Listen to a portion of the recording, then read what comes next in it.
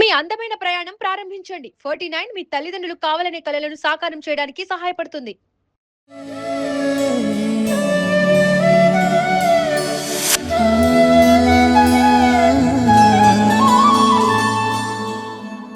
నమస్తే, welcome to Suman TV Jayasimha ఉవాచ. ఇవాల్టి మన జయసింహ ఉవాచ కార్యక్రమంలో భాగంగా శ్రీరాముల వారు రామో విగ్రహవాన్ ధర్మ అంటారు. రాముని గురించి అనేక సినిమాలు వచ్చాయి. రామాయణం చదివిన వాళ్ళకి ఐడియా ఉంటుంది. కానీ చాలా మందికి, ముఖ్యంగా ఈ సినిమాల ద్వారా రాముడి గురించిన విశేషాలు తెలుసుకున్న వాళ్ళకి శ్రీరామ నిర్యాణం ఎలా జరిగిందో తెలియదు. ఇవాళ ఆ అంశం గురించి మనతో డిస్కస్ చేయడానికి జయసింహ గారు ఉన్నారు. మాట్లాడదాం. నమస్తే అండి. నమస్తే. శ్రీరామ నిర్యాణం ఇది చాలా మందికి తెలిసినా ఇంకా చాలా మందికి తెలియాల్సింది. దాని గురించి మీ మాటల్లో.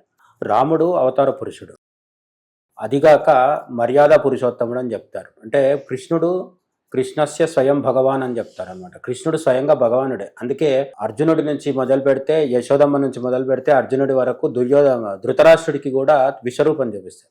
రాముడు ఎక్కడ విశ్వరూపం చూపించాడు? ఎందుకంటే తాను సాక్షాత్తు వైకుంఠంలో ఉండాల్సిన నారాయణుడు అయినప్పటికీ భూమి మీదకి వచ్చినప్పుడు మానవుడిగా ఉంటాడు. ఎందుకంటే రావణాసురుడు పొందిన వరం ఏంటి అంటే, మానవుల చేతిలో తనకు మరణం ఉండకూడదని కోరుకోడు. అహంకారం చేత మానవులు కదా ఏం చేస్తారులే అని చెప్పి కోరుకోడు. కాబట్టి మానవుడిగా వచ్చి మానవుడిగా జీవిస్తూనే రావణ వధ చేయాలి. అందుకనే సీతాపహరణం జరిగినప్పుడు కూడా రాముడు దుఃఖిస్తాడు. కానీ అదే మనం శ్రీకృష్ణుడిని చూస్తే రాధాదేవి దూరం అయినప్పుడో, యశోద నందులు దూరం అయినప్పుడో దుఃఖించాడు. ఆ తర్వాత తన కుటుంబం, అంటే తన వంశం మొత్తం, వృష్ణి వంశం మొత్తం కూడా మాదే ముసలం పుట్టింది అంటాం కదా మనం. అట్లా కృష్ణుడి వంశం కూడా అందరూ వాళ్ళలో వాళ్ళు కొట్టుకొని చచ్చిపోతారు. అంటే కృష్ణుడి వంశం చివరి భాగం మనం అది ఇంకో వీడియోలో చేసుకోవచ్చు. భాగవతంలో చెప్తారు. భాగవతం మొదటి స్కందంలోనే ఉంటుంది. కృష్ణుడి యొక్క వంశము అంతంను చూస్తే మనకు చాలా దుఃఖం కలుగుతుంది. అయ్యో, ఇంత కృష్ణుడి పుట్టిన వంశం ఇట్లయిపోయింది ఏంటి అని అనిపిస్తుంది. బందిపోట్ల పాలైపోతారు కృష్ణుడి వంశంలో ఉన్న స్త్రీలు వీళ్ళంతా. కానీ కృష్ణుడికి బంధాలు అనుబంధాలు ఇవేవి ఉండవు. రాముడు అట్లా కాదు. మనలాంటి ఒక మానవుడిగా వచ్చాడు కాబట్టి ఆయన మనలాగే దుఃఖిస్తాడు, మనలాగే ఇబ్బంది పడతాడు, అన్ని చేస్తాడు. అందులోంచి మళ్ళీ బయటకు వస్తాడు. రామాయణంలో మనం నేర్చుకోవాల్సింది ఏంటంటే, నేను అదే చెప్తూ ఉంటాను, కృష్ణుడు ఏం చెప్పాడో వినాలి, కృష్ణుడిలాగా చేయకూడదు. రాముడు ఏం చేశాడో చూడాలి. ఎందుకంటే రాముడు చేసిన ప్రతిదీ మనం చేయగలుగుతాం. రావణవధ చేశాడు కదా, మనం చేయొచ్చా అంటే, ధర్మం కోసం ధర్మ పోరాటంలో పాల్గొనాల్సి వచ్చినప్పుడు రాముడిలాగా మనం కూడా వెళ్ళొచ్చు. కానీ కృష్ణుడు చేసినవి అన్ని మనం చేయకూడదు అనమాట. అందుకని కృష్ణుడిది జ్ఞానస్వరూపము, రాముడిదేమో ధర్మస్వరూపం. మీరు అన్నట్టు రామో విగ్రహవాన్ ధర్మ అంటారు. రాముడు అంటే ధర్మం కాదు, రాముడే ధర్మం. ధర్మం ఒక రూపు దాల్చి వస్తే రాముడు. ఈ రాముడు ఎక్కడ పుట్టాడు ఏంటి? అయోధ్యలో పుట్టాడు. చైత్రమాసము శుక్లపక్షము నవమి. అందుకని మనం ఆ రోజు శ్రీరామనవమి జరుపుకుంటాం. అంటే రాముడి జన్మదినాన్ని మనం బాగా జరుపుకుంటాం. కానీ అదే రాముడు తన అవతారం చాలించినప్పుడు, మరి మీరు ఇంట్రోలో కూడా నిర్యాణం అన్నారు కదా, కానీ చాలా మంది మధ్యకాలంలో ఏంటంటే రాముడు ఎలా మరణించాడో తెలుసా లాంటి హెడ్డింగ్స్ అవన్నీ కూడా కనిపిస్తూ ఉంటాయి. రాముడిది మరణం కాదు. ఆ మాటకొస్తే రాముడిదే కాదు, కృష్ణుడు, పరశురాముడు, వీళ్ళెవరిది కూడా అవతార పురుషులది కూడా ఎవరిది అంటే, వాళ్ళు శ్రీరామనవమి అని మనం జరుపుకుంటున్న రోజు కూడా రాముడు పుట్టాడని మనం తెలుగులో వ్యవహార భాషలో చెప్తాం. కానీ రాముడు పుట్టలేదు. ఎందుకంటే ఎవరికైతే పుట్టుక మరణాలు లేవో అతను రాముడు. అందుకే రాముడి కంటే ముందే పరశురాముడు ఉన్నాడు. పరశురాముడికి రాముడు అనే పేరు పెట్టారంటే అర్థం రాముడి వల్ల రామనామం రాలేదు. వేదంలో రామ అనే పేరు ఉంది. ఎవరికి? పరబ్రహ్మానికి రామం అనే పేరు. రాముడు అంటే రమింపజేసేవాడు అని అర్థం. ఎవరి వల్ల అయితే ఆనందం కలిగి మోక్షం ప్రాప్తిస్తుందో ఆ తారక రాముడినే మనం రాముడు అంటాం. ఈ రాముడు చైత్రమాసం శుక్లపక్షం రామనవమి రోజు పుట్టాడు. సరే, పుట్టాడు అనే పదాన్ని మనం ఏమని వాడాలి యాక్చువల్గా అయితే అంటే, ప్రకటన అవ్వడం. అవతరించిన అవతారమూర్తులు ఎవరైనా సరే, అవతరణ అంటే గంగావతరణ అని కూడా అంటాం కదా. గంగ ఆకాశంలో ఉండేది భూమి మీదకి వచ్చింది, కిందకి దిగి రావడాన్ని అవతరణ అంటాం మనం. అట్లా రాముడు అవతరించాడు అంటే రాముడు వైకుంఠం నుంచి భూలోకంలోకి వచ్చాడు అని అర్థం. ఈ భూలోకంలోకి రావడాన్ని ప్రకటన అవ్వడం అని చెప్తాం మనం. అట్లనే రాముడు మరణించలేదు, దాన్ని నిర్యాణం అని చెప్పాలి. సాధారణంగా ఒక సింగిల్ లైన్లో మాట్లాడుకుంటే రామ నిర్యాణం గురించి మనకు తెలిసింది ఏంటి అంటే, రాముడు సరయూ నదిలోకి వెళ్ళి అంతర్హితం అయిపోయాడు అని చెప్పి చెప్తారన్నమాట. ఈ మధ్య కొంతమంది అంటే సాధారణంగా రాముడి మీద పొగిడిన వాళ్ళని మనం మాట్లాడుకుంటాం, త్యాగరాజుని వీళ్ళందరినీ. తిట్టిన వాళ్ళ గురించి కూడా మాట్లాడుకుంటాం. ఎందుకంటే రాముడిని తిడితే కూడా కీర్తి వస్తుంది అనేది చరిత్ర చెప్తున్న విషయం. తిట్టకూడదు యాక్చువల్గా, తప్పది. కానీ వాళ్ళకి లాభం. కానీ తిట్టింది అంతా చదివి విన్న వాళ్ళ బుర్రలు పాడైపోయి వీళ్ళు చెడిపోతారనమాట. అందుకని ఆ విధంగా రాముడిని తిట్టిన వాళ్ళైనా సరే రామ నిర్యాణం గురించి కొంత అపోహలు, లేదంటే లూజ్ టంగ్, అంటే నోటికొచ్చిందల్లా మాట్లాడడం కూడా మనకు కనిపిస్తుంటుంది. రాముడు ఆత్మహత్య చేసుకున్నాడు అని చెప్తారనమాట. ఆత్మహత్య చేసుకునేవాడు 4 గోడల మధ్యలో ఎవరికి చెప్పకుండా పోయో చేసుకుంటాడు. అయోధ్య నగరం మొత్తం అంతా ఆయన వెనకాల వచ్చేసింది. మహర్షులు వచ్చారు, ఋషులు వచ్చారు. అదొక పెద్ద సంబరంలాగా జరిగింది. నిజానికి రామ నిర్యాణం అంటే మనకు కూడా కొంత బాధేస్తుంది. సీతమ్మ వారు భూమిలోకి వెళ్ళిపోయిందన్నా, రాముడు అవతారం చాలించాడన్నా మనకు కొంచెం రామభక్తులకి మనసు చివుక్కుమంటది. కానీ అదొక సంతోషకరమైన విషయం. ఎందుకు అంటే రాముడు తన నిజధామానికి వెళ్తున్నాడు. అయోధ్యలో వచ్చి రామరాజ్యం స్థాపించి 11,000 సంవత్సరాలు పరిపాలించి ఈ మొత్తం చేసి ధర్మస్థాపన చేసిన తర్వాత లవకుశులకి, ఇప్పటికి కూడా మనకు ఉత్తరప్రదేశ్కి వెళ్తే కుశుడు లవుడు పరిపాలించిన నగరాలు ఉత్తర కోసల రాజ్యం, దక్షిణ కోసల రాజ్యంగా విడదీసి రాముడు తన 2 కొడుకులకి పట్టాభిషేకం చేసి ఇద్దరిని ఇచ్చిన రాజ్యాలు ఇచ్చిన తర్వాత భరతుడి కొడుకులకు కూడా రాజ్యాలు ఇస్తాడు. అట్లనే లక్ష్మణుడి కొడుకులకు కూడా రాజ్యాలు ఇస్తాడు. వేరువేరు భాగాలుగా మొత్తం రామరాజ్యాన్ని విభజించి అందరికీ పట్టాభిషేకాలు చేసిన తర్వాత రాముడు సరయు నదిలో అంతర్హితం అవడానికి వెళ్తాడు. ఆత్మహత్య చేసుకునేవాడు దాని లోపలికి పోయి కాళ్ళు చేతులు కొట్టుకొని విలవిల్లాడి చచ్చిపోతాడు. కానీ రాముడికి అటువంటి అగత్యము, అటువంటి అవసరము లేదు. ఎందుకంటే మనందరి ప్రాణాలు ఎవరైతే కాపాడుతున్నారో ఆ ఆత్మారాముడే రాముడు. కాబట్టి ఆయనకు ప్రాణం పోవడము లేదు, ప్రాణం రావడము లేదు. అయితే మనం కథలోకి ఎంటర్ అయినప్పుడు ఈ రామ నిర్యాణానికి ముందు జరిగే సంఘటనలు ఏంటి అంటే, ఉత్తర రామాయణం తీసుకుంటే మనకు అందరికీ తెలిసిందే. రాముడు ప్రజల్లో వచ్చిన అపవాదుని దృష్టిలో పెట్టుకొని సీతమ్మ వారిని, గర్భవతిగా ఉన్న సీతమ్మ వారిని అడవుల్లో వదిలేసి రమ్మని లక్ష్మణుడికి చెప్తే ఆమె చివరికి వాల్మీకి ఆశ్రమంలోకి చేరి అక్కడ ఆశ్రయం పొంది లవకుశులని ప్రసవించడం జరుగుతుంది.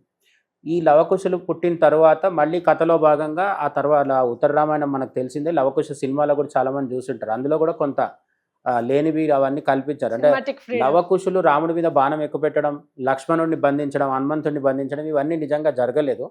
కానీ మొత్తానికైతే లవకుశులు పుట్టిన తర్వాత వాళ్ళు గానం చేస్తున్నప్పుడు వాల్మీకి రాసిన రామాయణాన్ని ఏదైతే గానం చేస్తుంటారో వాళ్ళు వచ్చి రాముడి ముందు కూడా గానం చేస్తారు. వాళ్ళు సీతాదేవి పిల్లలు, అంటే రాముడు తన యొక్క పిల్లలను గ్రహించిన తర్వాత సీతాదేవి కూడా అక్కడికి రావడం జరుగుతుంది.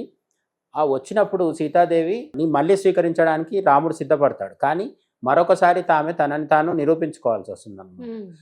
మొదట ఒకసారి అగ్ని పరీక్ష, రావణవధ తర్వాత అగ్ని పరీక్షలో ఆమె తన పాతివ్రత్యంను, పవిత్రత ఇవన్నీ నిరూపించుకుంది. ఈసారి ఇంకా అవతార ముగింపు రావాలి కాబట్టి సీతమ్మవారు అక్కడ కూడా రాముడిని ఎప్పుడేమీ అనలేదు. ఇప్పుడున్న సోకాల్డ్ సీతాదేవి అభిమానులు రాముడిని తిట్టిపోస్తారు, కానీ అక్కడ ఆ మొత్తం అధ్యాయంలో సీతాదేవి రాముడిని తప్పు పట్టలేదు. ఎందుకంటే రాముడు ఒక భర్తగా సీతాదేవిని వదిలిపెట్టలేదు, ఒక రాజుగా తన కర్తవ్యం కోసం సీతాదేవిని పరిత్యజించాల్సి వచ్చింది. మరి సీతాదేవి ఏం చేసింది?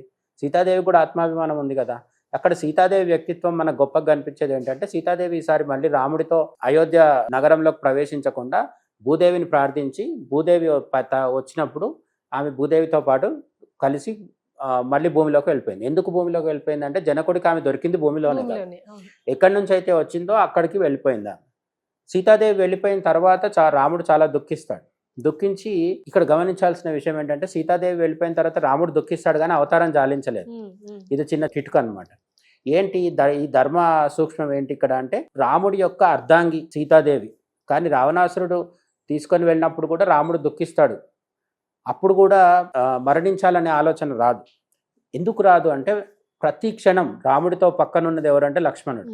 ఈ లక్ష్మణుడు పక్కనున్నంత కాలం రాముడికి సీతాదేవి లేనప్పటికీ తట్టుకోగలిగే మనోనిబ్బరం ఉంటుంది. కానీ ఎప్పుడైతే లక్ష్మణుడే లేడో అప్పుడు రాముడు అవతారం చాలించాలని అనుకుంటాడు. మరి లక్ష్మణుడు ఎందుకు లేకుండా పోయాడంటే, ఉత్తర రామాయణం తీసుకున్నప్పుడు మన కథలో జరిగేది ఏంటంటే, రామ అవతార పరిసమాప్తికి సమయం ఆసన్నమైంది.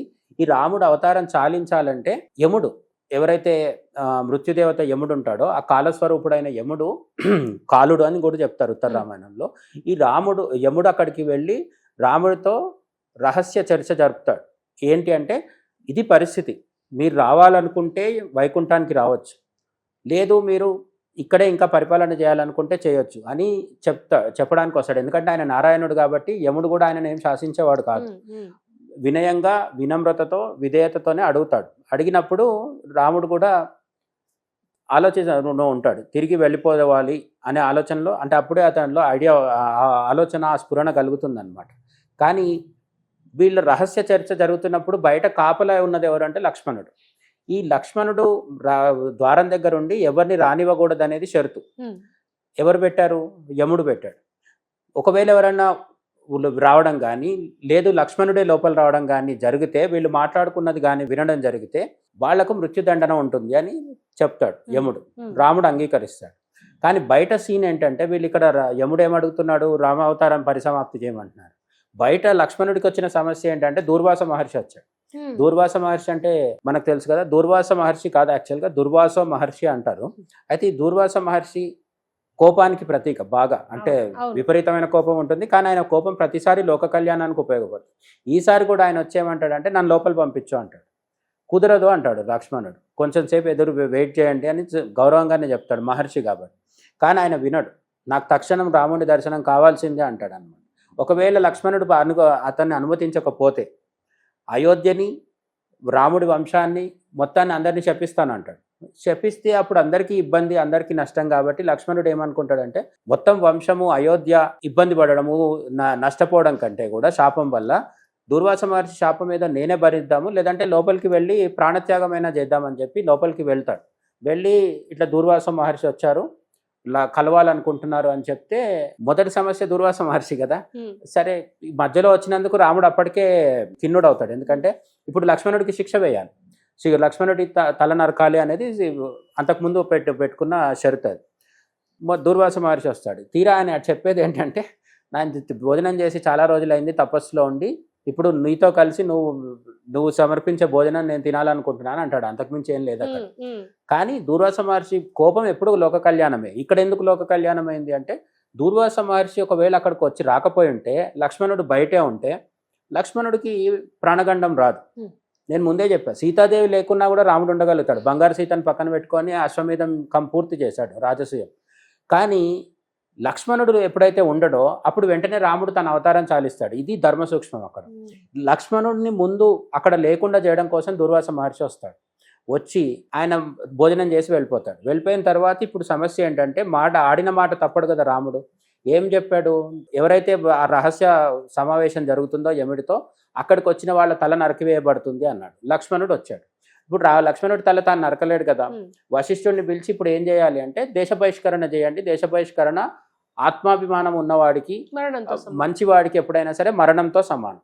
మరణంతో సమానం కాబట్టి లక్ష్మణుడిని దేశ బహిష్కరణ చేయండి అంటే, దేశాన్ని నుంచి బయటపోయి రాముడికి దూరంగా ఉండి నేను సాధించేదేముంది? రాముడు లేని లక్ష్మణుడు మనకు శ్లోకాలలో కూడా చెప్తారు, సుందరకాండలో కూడా సలక్ష్మణాయ అని చెప్తారు. సలక్ష్మణాయ అంటే రాముడు లక్ష్మణుడితో కలిసి ఉన్నాడు అని చెప్పేసి. రాముడు లక్ష్మణుడు కలిసి ఉన్న ఫోటోలే చాలా వరకు ఉంటాయి. ఉట్టి సీతారాముల ఫోటోలు కూడా మనకు ఈ మధ్య ఆధునిక కాలంలో రొమాంటిక్ పెయింటర్స్ ఎవరన్నా వేసి తమ పైత్యం చూపిస్తారేమో, కానీ రాముడు లక్ష్మణుడు సీత ముగ్గురు ఉన్నవి, రామ లక్ష్మణులు ఉన్నవి కూడా మనకు కనిపిస్తుంటాయి. అయితే ఇప్పుడు లక్ష్మణుడు దేశ బహిష్కరణకు ఒప్పుకోకుండా ఆయన ఏం చేస్తాడంటే, ఆయన వెళ్ళి కూడా సరైన నదిలో ప్రవేశించి అక్కడి నుంచి వైకుంఠానికి వెళ్ళిపోతారు. ఎందుకు లక్ష్మణుడు వైకుంఠానికి వెళ్తున్నాడు అంటే, లక్ష్మణుడు ఆదిశేషువు అవుతారు. ఇక్కడ ఇంకొక టెక్నికల్ విషయం కూడా ఉంది. సీతాదేవి లక్ష్మీ స్వరూపము, ఆమె భూదేవితో కలిసి భూమిలోకి వెళ్ళిపోయింది, అక్కడ ఉంటుంది.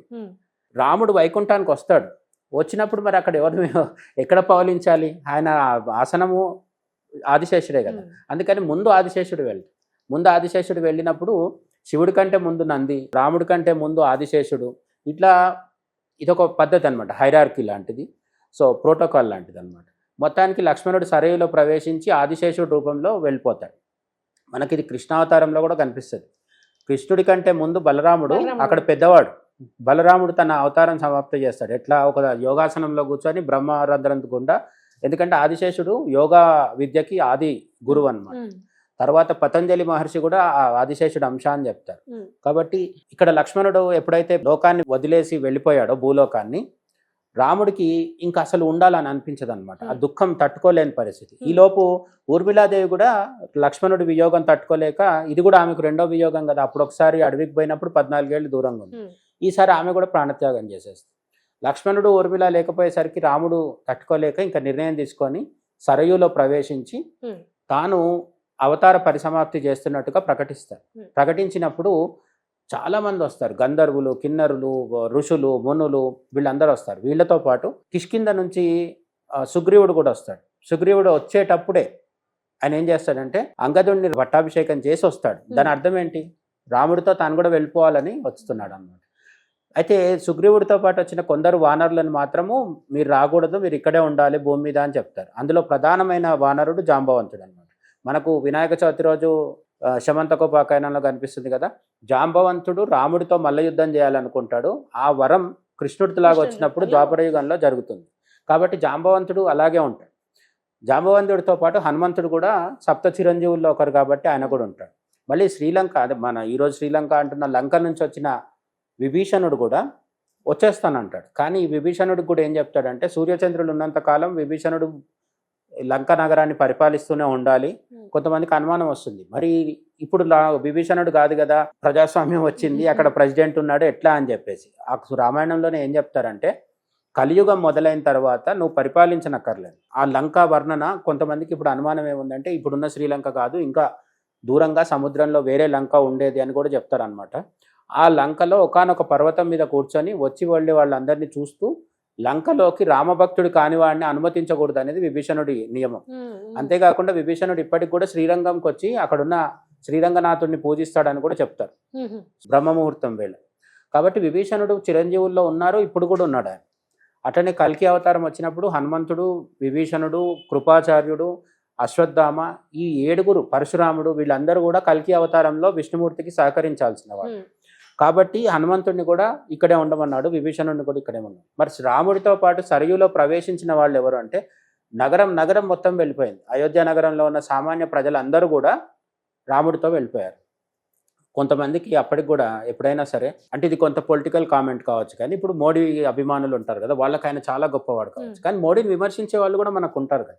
ఇటువంటి పరిస్థితి కృష్ణుడి కాలంలో, రాముడి కాలంలో కూడా ఉంటుంది. మోడీ అవతారమూర్తి అని చెప్పట్లేదు, మోడీ దేవుడు అని కాదు చెప్తున్నా, ఫర్ ఎగ్జాంపుల్ చెప్తున్నా. అంటే అప్పటి కాలంలో రాముడు ఒక పెద్ద నాయకుడు అని అనుకుంటే, రాముడిని సమర్థించే వాళ్ళు ఎంతమందో వ్యతిరేకించే వాళ్ళు కూడా ఒకరిద్దరు అక్కడ అడప ఉంటారు కదా. అటువంటి వాళ్ళని మినహాయిస్తే 99% మంది రాముడితో వెళ్ళాలనుకున్న వాళ్ళందరూ వెళ్ళిపోయి సరయులో ప్రవేశించిన తర్వాత గంధర్వులు, దేవతలు, ఇంద్రుడు, అగ్ని, వీళ్ళందరూ కూడా వచ్చి, ఎప్పుడైతే రాముడు 2 భుజాలతో ఉన్న రాముడు 4 భుజాలతో ఉన్న విష్ణుమూర్తిగా మారగానే అతని మీద పుష్పవర్షం కురిపిద్దామని పూలు అల్లి తీసుకొని వస్తారు, వచ్చి ఎదురు చూస్తారు. కానీ జరిగేది ఏంటంటే, ఎప్పుడైతే సరయులో ప్రవేశిస్తాడో వీళ్ళు సరయులో ప్రవేశిస్తున్న దృశ్యం చూశారు తప్ప తర్వాత విష్ణుమూర్తిగా రాముడు కనిపించలేదంట. వాల్మీకి రామాయణంలో చెప్పింది ఏమయ్యాడంటే, లిప్తపాటు కాలంలో వైకుంఠంలో క్షీర సముద్రం మధ్యలో ఆదిశేషుడి మీద పవలించి దివ్యమైన శంఖచక్ర గదాహస్తాలతో, మనకు ఆ పద్యం ఉంది కదా, అలవైకుంఠపురంలో, అట్లా ఆ విధంగా వైకుంఠపురంకి వెళ్ళి తన నిజ రూపాన్ని శ్రీరాముడు శ్రీమన్నారాయణుడిగా ధరించడం జరిగింది. సీతాదేవి ఆల్రెడీ భూదేవితో కలిసి కిందకి వెళ్ళిపోయింది కాబట్టి ఆమె లక్ష్మీదేవిగా, మహాలక్ష్మీదేవిగా వైకుంఠంలో ప్రత్యక్షమైంది అనమాట. ఆ విధంగా భరతుడు, శత్రుఘ్నుడు, మనం అందరితో పాటు అన్నాం కదా, అందరితో పాటు భరతుడు, శత్రుఘ్నుడు ఖచ్చితంగా వస్తారు. రాముడు, భరతుడు, శత్రుఘ్నుడు, వీళ్ళు 3 పాటు అయోధ్య ప్రజలు, ఇటువంటి వాళ్ళందరితో కలిసి సరయూ నదిలో ప్రవేశించిన వెంటనే జరిగింది ఏంటంటే, వైకుంఠంలో శ్రీమన్నారాయణుడిగా అక్కడ ప్రత్యక్షం అవ్వడం జరిగింది. అక్కడికి వెళ్ళి ఈ దేవతలందరూ ఆయనను స్తుతించినప్పుడు రాముడు చెప్పేది ఏంటంటే, భగవద్గీతలో ఏదైతే పరిత్రాణాయ సాధూనాం అని చెప్తాడో అదే రాముడు అక్కడ కూడా చెప్తాడు అనమాట. ఎప్పుడెప్పుడైతే భూమి మీద అవినీతి పెరుగుతుందో, అధర్మం పెరుగుతుందో, నేను మళ్ళీ వస్తుంటానని చెప్పి అభయం ఇస్తాడు. ఆ అభయంలో భాగంగానే మనకు మళ్ళీ రాముడు కృష్ణుడిగా, బలరాముడిగా రావడం జరిగింది. ఇప్పుడు కల్కి అవతారంలో రాబోతున్నాడు అని చెప్పి. ఇప్పుడు రాముడు, హనుమంతుడు, అసలు రాముడిని వదిలి హనుమంతులు వారు ఉండరు. అటువంటిది రామ నిర్యాణం జరుగుతుంటే ఆయన చెలించకుండా ఎట్లా ఉండగలిగారు అక్కడ? అంటే రాముడు వాల్మీకి రామాయణం ప్రకారము, అంటే ఉత్తర రామాయణంలో, వాల్మీకి ఉత్తర రామాయణంలో చెప్పింది ఏంటంటే, హనుమంతుడు అక్కనే ఉన్నాడు. రాముడు కూడా నేరుగా డైరెక్ట్గా చెప్పింది ఏంటంటే, నేను వైకుంఠానికి తిరిగి వెళ్ళిపోతున్నాను శ్రీమన్నారాయణుడిగా, కానీ నువ్వు మాత్రం భూమి మీదే ఉండాలి. ఎందుకంటే సప్త చిరంజీవుల్లో హనుమంతుడు కూడా ఒకరు కాబట్టి, జాంబవంతుడు, విభీషణుడు భూమి మీద ఉన్నట్టుగానే హనుమంతుడు కూడా భూమి మీద ఉంటాడు. పైగా హనుమంతుడు భవిష్యత్ బ్రహ్మ, రాముడు అది కూడా చెప్తాడు.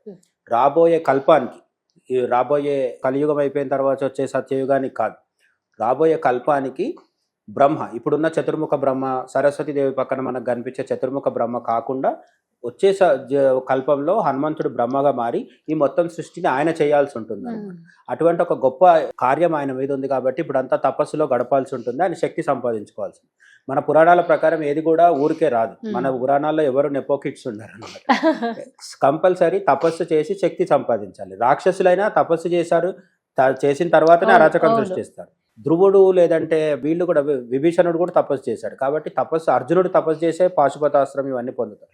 తపస్సు చాలా ప్రధానమైనది. ఇప్పుడు హనుమంతుడు ప్రస్తుతం తపస్సులో ఉండి భవిష్యత్ బ్రహ్మ అవడానికి సిద్ధమవుతున్నాడు. అయితే రాముడు సరయూ నదిలో అంతర్హితం అవుతున్నప్పుడు మరి హనుమంతుడు ఏం చేస్తున్నాడు? వాల్మీకి రామాయణం ప్రకారం అక్కడే ఉన్నాడు.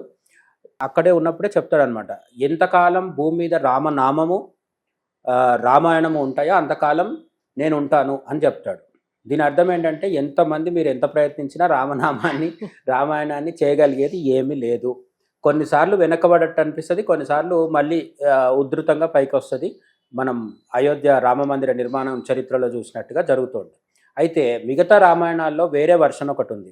ఏంటి అంటే, రాముడు ఎప్పుడైతే నిజానికి రాముడి దగ్గరకు యముడు వచ్చి కలిసి మాట్లాడాడని చెప్పుకున్నాం కదా. రాముడి దగ్గరికి యముడు రావాలంటేనే హనుమంతుడు అక్కడ ఉంటే రాలేడు. హనుమంతుడు ఉన్న చోటికి యముడు రాలేడు. మనం కూడా ఇప్పుడు కూడా అందుకే ఏమంటారు, భూత పిశాచ నికటనహి ఆవే అంటారు కదా. యముడిని నేను భూత పిశాచం అనట్లేదు, చెప్తున్నా. అంటే మృత్యుకు సంబంధించిన ఎటువంటి సమస్యలైనా సరే హనుమంతుడిని పూజించినా, నరసింహస్వామిని పూజించినా మనకు రావు. అకాల మృత్యు, ఆయుష్ ప్రకారం సాధారణ మృత్యు అనేది మనకు ఓకే. అయితే హనుమంతుడు అక్కడ ఉన్నప్పుడు రాముడి పక్కన ఉండగా యముడు అక్కడికి రావడం సాధ్యం కాదు కాబట్టి ఇది వేరే రామాయణం, వాల్మీకి చెప్పలేదు. అప్పుడు యముడు కలలో కనిపించి రాముడికి ఏం చెప్తాడంటే, స్వామి నేను మిమ్మల్ని గెలవాలనుకుంటున్నాను కానీ హనుమంతుడు ఉంటే కుదరట్లేదు అంటే, రాముడు ఏం చేస్తాడు, తనకు దగ్గరలో ఉన్న ఒక చిన్న బిలం అంటే ఒక రంధ్రంలోకి తన అంగుళీయకాన్ని, మనకు సుందరకాండలో కూడా సీతాదేవికి రాముడిది సీతాదేవికి మనకు హనుమంతుడు ఇస్తూ ఉంటాడు కదా. అట్లా ఒక సీతాదేవి ఇచ్చిన ప్రత్యేకమైన ఒక అంగుళీయకాన్ని రాముడు తన వేలి నుంచి తీసి ఆ రంధ్రంలో వేస్తాడు. అప్పటికే సీతాదేవి భూమిలోకి వెళ్ళిపోయింది ఈ కథ ఇదంతా జరుగుతున్నప్పటికీ. సో ఆ రంధ్రంలోకి వేసి హనుమంతుడిని పిలిచేయమంటారంటే, హనుమంతుడికి అష్టసిద్ధులు ఉన్నాయి కదా, కాబట్టి ఆయన చిన్నగా అవుతాడు, పెద్దగా అవుతాడు. ఆ రంధ్రం కంటే చాలా చిన్నగా అయిపోయి దాంట్లో దూరి అక్కడ ఉన్న అంగురాన్ని తీసుకొని రా, అది సీతాదేవి ఇచ్చింది, ప్రత్యేకమైంది అంటాడు. అదెంత భాగ్యం, ఒక క్షణంలో వస్తాను నేను అని చెప్పేసి చిన్నగా మారి లోపలికి వెళ్తాడు. కానీ ఎంత పోయినా సరే పోతూ ఉంటాడు, అది ఎంతకు తెగదు. ఈ తర్వాత 2 వర్షన్స్ ఉన్నాయి. ఒకటి ఆయన పాతాళ లోకానికి వెళ్ళాడని చెప్పి, లేదా ఇంకోటి ఏమో బ్రహ్మలోకానికి వెళ్ళాల్సి వచ్చింది అని చెప్తారు. అంటే వెళ్తూ అక్కడ చివరికి అక్కడికి వెళ్ళి అక్కడి దాకా వెళ్ళిన తర్వాత ఈయన ఏ ఉంగరం అయితే వెతుకుతూ వెళ్ళాడో అచ్చు అలాంటి ఉంగరాలే 100% సేమ్, అలాగే డిజైన్ అంతా సేమ్ ఉన్న ఉంగరాలు కోట్లాది ఉంగరాలు కనిపిస్తాయి. ఇది ఎక్కడి గోళ అని చెప్పి కొంతసేపు చూస్తాడు. చూసి ఆగ్రహానికి లోనైపోయి ఇట్లెందుకు జరుగుతుంది అని ఆ మొత్తం అక్కడున్న లోకం మొత్తాన్ని ధ్వంసం చేసే క్రమంలో హనుమంతుడికి ఆగ్రహం వస్తే లంకా దహనం సమయంలో మనం చూస్తాం. ఆ లోకం మొత్తాన్నే ధ్వంసం చేయాలనే ఉద్యుక్తుడు అవుతుంటే హనుమంతుడు వెంటనే అక్కడ బ్రహ్మ ప్రత్యక్షమయ్యి అసలు సంగతి ఏంటో చెప్తాడు. ఏంటి అంటే, ఇక్కడ ఒక చాలా ఆసక్తికరమైన సైంటిఫిక్ విషయం కూడా ఉంది మనకు అర్థం చేసుకోవాల్సిన విషయం. హిందువులు సనాతన ధర్మం దృష్టిలో, భారతీయుల దృష్టిలో కొన్ని వేల సంవత్సరాలకు ముందే, వందల సంవత్సరాలకు ముందే మనకు టైం గురించిన అవగాహన ఎంత ఉందనేది ఇక్కడ తెలుస్తూ ఉంటుంది అనమాట. మనము ఈ భూమి 4000 సంవత్సరాల కింద పుట్టింది, 6000 సంవత్సరాల కింద పుట్టింది, ఈ బిలియన్ సంవత్సరాలు ఇట్లా లెక్కలు వేయట్లేదు మనం.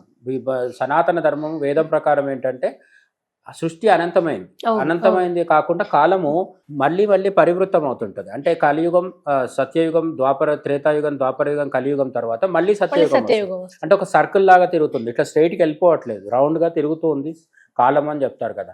అదే దాన్ని నిరూపిస్తూ ఇక్కడ బ్రహ్మ ఏమంటాడంటే, నీలాగా ప్రతి త్రేతాయుగంలోనూ ప్రతిసారి ఎప్పుడు రామావతారం జరిగినప్పుడు ఉంగరం వెతుకుతూ హనుమంతుడు ఇక్కడ రావడం జరుగుతూ ఉంటుంది. ఆ కోట్లాది ఉంగరాలన్నీ కూడా అటువంటి రామావతారాలకు సంబంధించినవే అని చెప్తారు అనమాట. అంటే రామావతారం మనం మాట్లాడుకుంటున్నది 24వ మహాయుగంలో జరిగిన త్రేతాయుగంలోని అవతారం గురించే తప్ప రామావతారం ప్రతిసారి జరుగుతూ ఉంది అనేది మనం ఇక్కడ గ్రహించాలి. ఆ మొత్తానికి ఆ ఉంగరాలు అన్నిట్లలో హనుమంతుడికి బ్రహ్మ చూపిస్తాడు, ఈ ఉంగరం మాత్రమే నువ్వు ఎదుగుతూ వచ్చినావు, అది తీసుకొని వెళ్ళొచ్చు నువ్వు అని చెప్తాడు. హనుమంతుడు తీసుకొని వచ్చేస్తాడు. వచ్చేసరికి రాముడు నిర్యాణం చెందేశాడు, సరయూ నదిలోంచి వెళ్ళిపోయాడు అనమాట. ఆయన తీవ్రంగా దుఃఖించడం జరుగుతుంది. కానీ అప్పుడు రాముడి నుంచి ఆయనకు వచ్చే సందేశం ఏంటి అంటే, నువ్వు భూమి మీద ఉండి ధర్మరక్షణ చేస్తూ ఉండాలి. అంతేకాకుండా మనకు ఉత్తర రామాయణంలో రామ నిర్యాణం తర్వాత కూడా కొంత కథ నడుస్తూ ఉంది. అక్కడ ఏం జరుగుతుంది అంటే, లవకుశులకి గార్డియన్గా హనుమంతుడు ఉంటాడు. ఓకే. లవకుశులు కూడా చాలా రాజ్యాలను జయించారు. ఆ, ఇప్పటికీ మనకు పాకిస్తాన్లో ఉన్న లాహోర్ నగరం ఉంది కదా, దాన్ని లవపురి అనేవాళ్ళు. ఓకే. అక్కడ ఉన్న కోటలో ఇప్పటికీ లవుడి యొక్క గుడి ఉంది, రాముడి యొక్క కొడుకు లవ కుమారుడి గుడి ఉంది. కాబట్టి మనకు ఆఫ్ఘనిస్తాన్ వరకు కూడా, ఇప్పుడు మనం కాబూల్ అంటున్నది, ఇవన్నీ కూడా రాముడి వంశంలో ఉన్న వాళ్ళు ఒక్కొక్కరు స్థాపించిన నగరాలు అవి. ఓకే. అదొక పెద్ద చరిత్ర. మొత్తానికైతే రాముడికి భారతదేశ యొక్క జియోగ్రఫీకి, మన నగరాలకి ప్రాంతాలకి చాలా దగ్గర సంబంధం ఉంది. ఇవన్నీ ఎందుకు చెప్తున్నా అంటే, హనుమంతుడు లవకుశుల వెంట ఉండి వాళ్ళని కూడా, వాళ్ళు రాజ్యపాలన చేస్తున్నప్పుడు కూడా వాళ్ళకి ఒక రక్షకుడిగా ఉన్నాడు అనమాట. రక్షకుడిగా ఉండి తన అవతార, ఇప్పుడు ప్రస్తుతం ఎక్కడున్నాడు హనుమంతుడు అంటే గంధమాదన పర్వతం మీద ఉంటాడు అని చెప్తారు. అది హిమాలయాల్లో ఉంటుంది అని చెప్తారు. కానీ హనుమంతుడు గంధమాదన పర్వతం మీద ఉండడం ఎంత నిజమో, ఎత్ర ఎత్ర రఘునాథ కీర్తనం తత్ర తత్ర కృతమస్తకాంజలిం బాష్పవారి పరిపూర్ణలోచనం మారుతిం నవత రాక్షసం అంటారు కదా. మనం ఒకసారి రామ అంటే ఇక్కడ కూడా ఉంటాడు. ధన్యవాదాలు. నమస్తే.